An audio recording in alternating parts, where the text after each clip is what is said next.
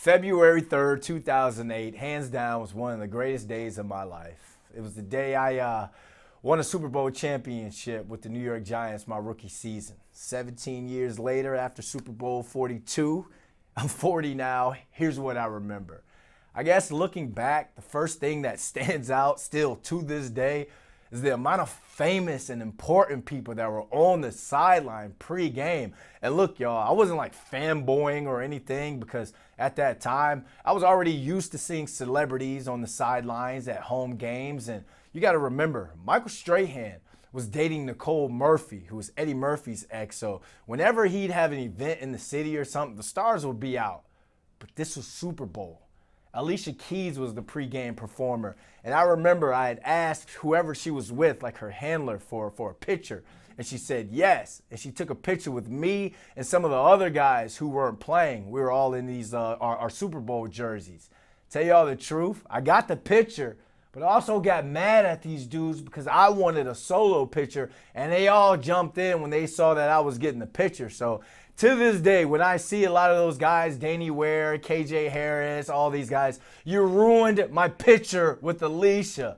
But as for the game, throughout the season, I always had the utmost respect for Michael Strahan, not only as a player, but as a mentor and the leader of that football team.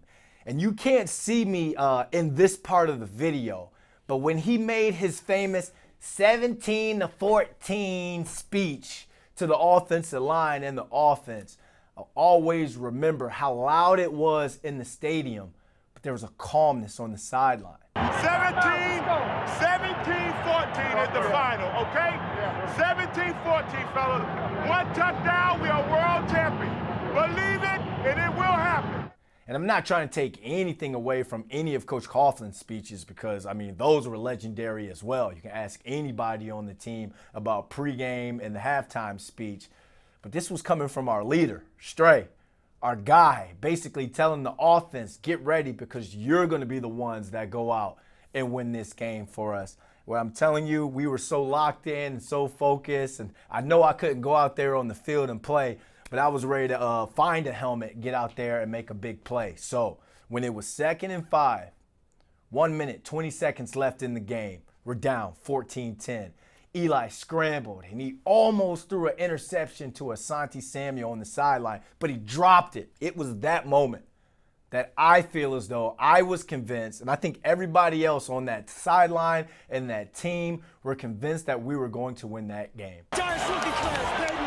It sounds crazy, but we were favored at that moment by the football gods because little did we know, and you guys watching at home, little did you know as well, that that moment or that drop set up one of the greatest catches in Super Bowl history. The very next play, my big brother, David Tyree, came down with the helmet's catch.